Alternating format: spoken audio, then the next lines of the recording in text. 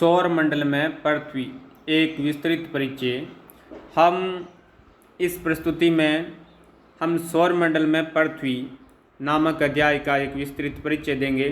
इसमें खगोलीय पिंडों, हमारे सौर मंडल और उसमें पृथ्वी के अनूठे स्थान का अन्वेषण किया गया है।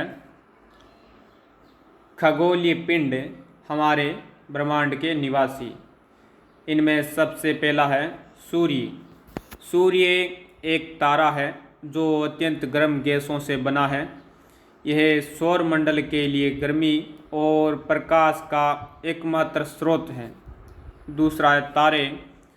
तारों की अपनी गर्मी और प्रकाश होता है। वे गैसों के विशाल पिंड होते हैं। दूरी के कारण वे हमें बहुत छोटे दिखाई देते हैं।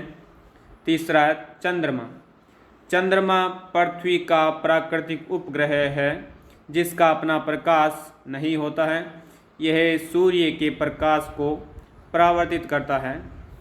चौथा है ग्रह।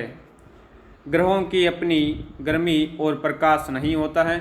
वे तारों के प्रकाश से प्रकाशित होते हैं और सूर्य के चारों ओर घूमते हैं। ग्रह सूर्य के प्रकाश से भी प्रकाशित होते हैं। अगला है पृथ्वी। पृथ्वी को नीला ग्रह भी कहा जाता है। पृथ्वी सूर्य से दूरी के हिसाब से तीसरा ग्रह है। यह आकार में पांचवां सबसे बड़ा ग्रह है और ध्रुवों पर पृथ्वी थोड़ी चपटी है जिसे भू-आब जियोड कहा जाता है। पृथ्वी जीवन को बनाए रखने वाली एकमात्र ज्ञात खगोलीय पिंड है। यहाँ जीवन के लिए अनुकूल परिस्थितियाँ हैं। यह न तो बहुत गर्म है और न ही बहुत अधिक ठंडी।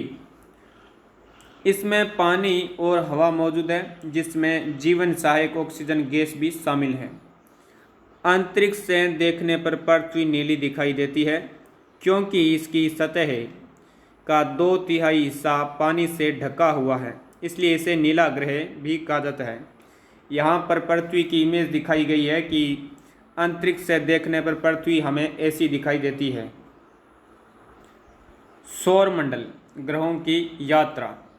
हमारा सौर मंडल सूर्य, 8 ग्रहों, उपग्रहों और अन्य खगोलीय पिंडों जैसे क्षुद्र ग्रहों और उल्का पिंडों से बना है।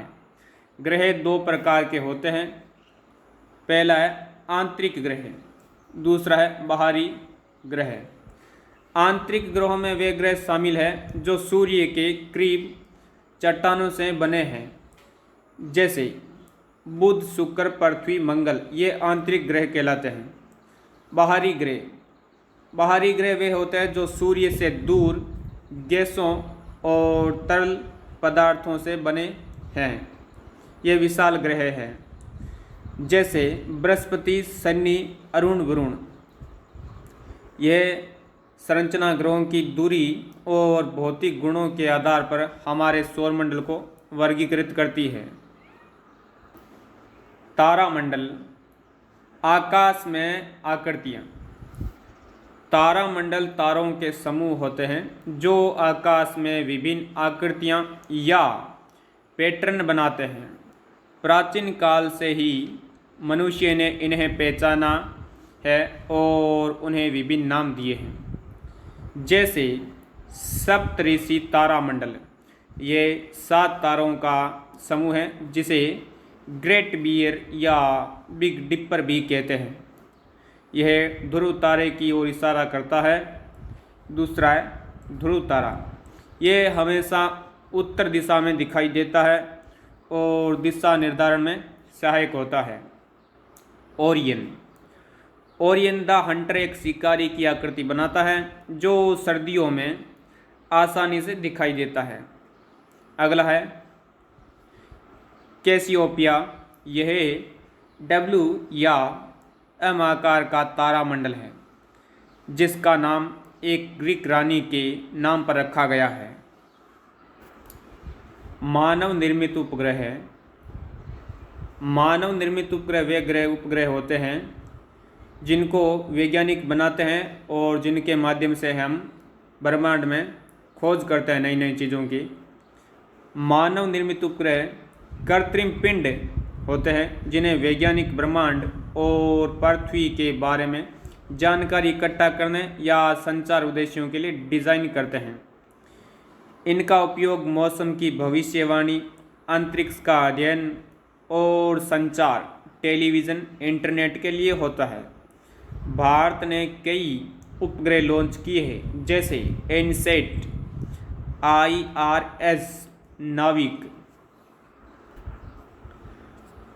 क्षुद्रग्रह और उल्कापिंड। सौर मंडल के छोटे निवासी क्षुद्रग्रह, एस्ट्रॉइड। ये चट्टानों के बड़े कण होते हैं जो मुख्य रूप से मंगल और बृहस्पति ग्रहों की कक्षाओं के बीच पाए जाते हैं, जिन्हें क्षुद्रग्रह बेल्ट भी कहते हैं। सूर्य के चारों ओर घूमते हैं ये। वैज्ञानिकों का मानना है कि ये उन ग्रहों के टुकड़े हैं जो कई साल पहले फटे हुए थे। इसके नीचे जो इमेज दिखाई गई है ये क्षुद्रग्रह एस्ट्रॉइड्स की है।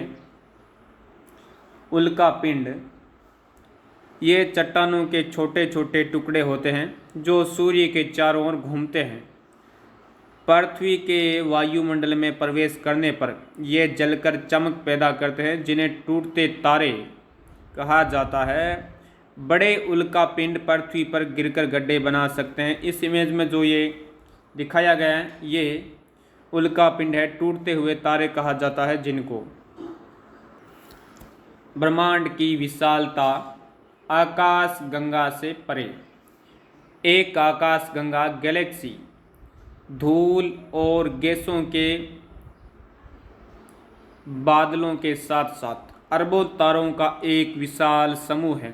हमारा सौरमंडल जिस आकाश गंगा में स्थित है उसे मिल्की वे आकाश गंगा या आकाश गंगा कहा जाता है। लाखों आकाश गंगाएं मिलकर ब्रह्मांड का निर्माण करती हैं। ब्रह्मांड इतना विशाल है कि इसकी कल्पना करना भी कठिन है। वैज्ञानिक अभी भी ब्रह्मांड के आकार और सीमाओं को समझने की कोशिश कर रहे हैं। यह ज्ञान हमें ब्रह्मांड में हमारे स्थान की व्यापक समझ देता है और भविष्य के अन्वेषणों के लिए अनंत संभावनाएं खोलता है।